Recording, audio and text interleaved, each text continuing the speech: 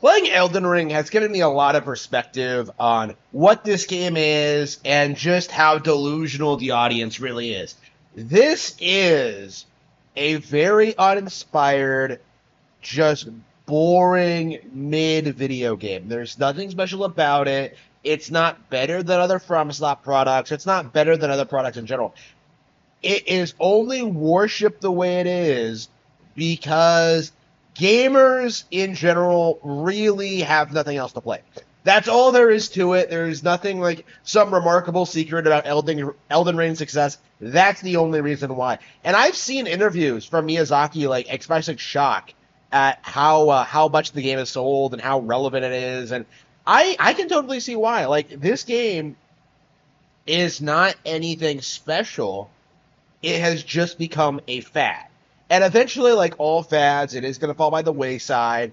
It is going to be forgotten about, and people are going to move on to the next thing, and they simply aren't going to remember Elden Ring at all, right? I would say, like, post DLC, we're kind of already in that phase where, like, where Elden Ring fans are getting fired up about the next Soulsborne, the next product to consume, while Elden Ring just sits untouched. You know, like it's already been forgotten. So, playing through Elden Ring, beating all these easy bosses, exploring all this like this empty world, thinking about how much better Zelda, Final Fantasy, Dragon Quest are, like thinking like how mid the game is, you do kind of come to really weird realizations, things that like nobody else is really talking about, right? Because this is a fairly large open world game, so people don't necessarily process some of these things. But I reached the land of Khalid, right? I found the Scarlet Rot. I see how the land is decaying. I see how everything's red and dying. There's zombies everywhere, decaying dragons. Like, there's all this stuff. And I was walking through this barren, empty wasteland, right? With no enemies to fight, no real ruins to uncover, nothing of value to discover. Like, I was going to this area, and I kind of realized that, like, wow, this is a worse version of Breath of the Wild's Malice, right? This is a knockoff of what would eventually become Gloom in Tears of the Kingdom with the bright red decaying material. It was foreshadowed in Breath of the Wild. It existed already in a certain capacity in Breath of the Wild, but Tears of the Kingdom like built off the idea and really, really did a better job of it. Gloom is a really interesting mechanic in Tears of the Kingdom, right? Like Gloom straight up like takes off Link's arm, right? And that's why he has to replace it with like Raru's like Zanai arm, right? So he can use Ultra Hand, right? That's so much more interesting than like, what Elden Ring did, where like, oh, the land is decaying with this red rot. Like, okay, but what does the rot do?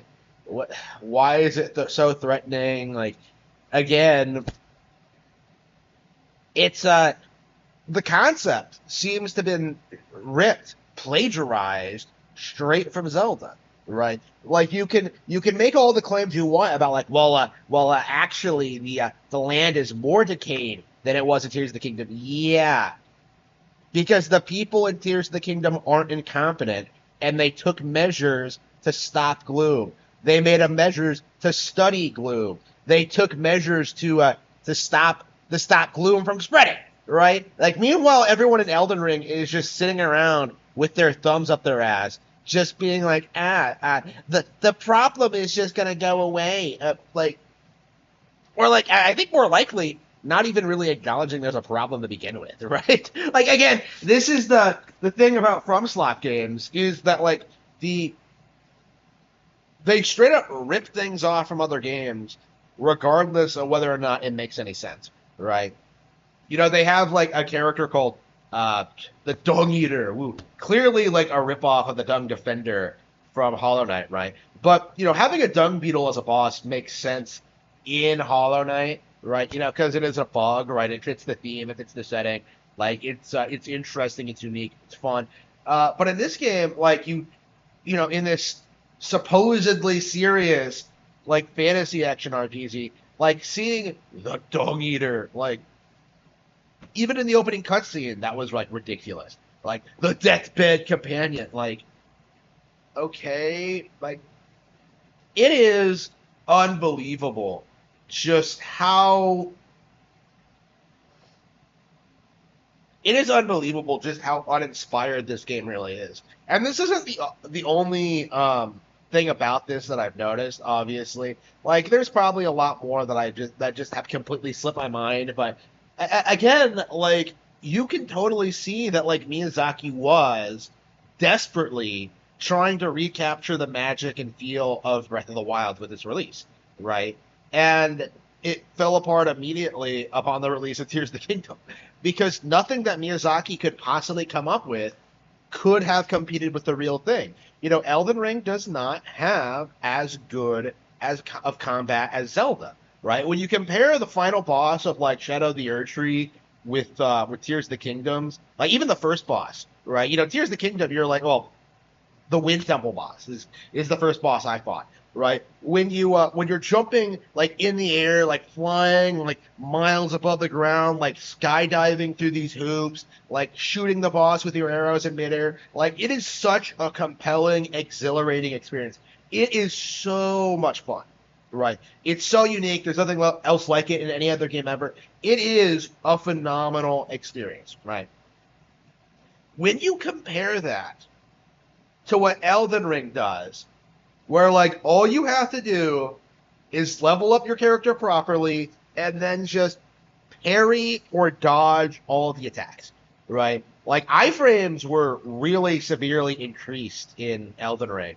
I don't see anybody else talk about like all the bosses make these wild swings that look like they're impossible to dodge, but actually they're fairly easy to like iframe dodge, like roll dodge. Like, um, I feel like dodging is objectively better than blocking in this game because I remember when I was fighting like a Margit, uh, I tried blocking all of his attacks, but nope, I just kept getting chip damage. Like it was easy to block attacks, but I was getting chip damage. So what I ended up doing instead was just like dodging and staying out of the way and like playing really conservatively and like yeah, I ended up beating him, right? So like it's like why can't I play the game like I like? Like, again, there are just strategies that are clearly better at taking advantage of like Elden Ring's poor AI than others. It's like when you compare it to like the masterfully crafted Zelda, it it just isn't anywhere near as impressive or memorable, right? Like they they need to come up with a way to to make the combat more interesting, to make it more smooth, to make it more intuitive, and not rely so much on like clunky from slop, like the clunky from slop formula. They need to evolve past this, and the way to me it looks like that simply isn't possible because like the obsessed fan base, although they are going to get bored of this and move on eventually, they don't want change. I saw someone the other day complaining about the existence of like Armored Core 6. Like, oh, if FromSoftware didn't make this, they could have spent way more time with Elden Ring Shadows of the Erdtree and made it good. Oh, that's another thing, by the way, is that people aren't happy with Shadows of the Erdtree. But, uh, people are complaining about Armored Core 6 not being an exact knockoff of Souls games, right? And I've heard from like Armored Core fans that like the big complaint about Armored Core 6 is that it plays too much like Souls. So again, like FromSoftware seems to be completely incapable of getting past their one-trick pony, and it is going to be the death of them. There is going to come a point where FromSoftware is not going to remain competitive. They aren't going to be able to put out new, interesting games, and there is going to be like this slow, gradual decline. Much like the world of Elden Ring, right? Like, FromSoftware doesn't have the capacity to keep themselves relevant long term.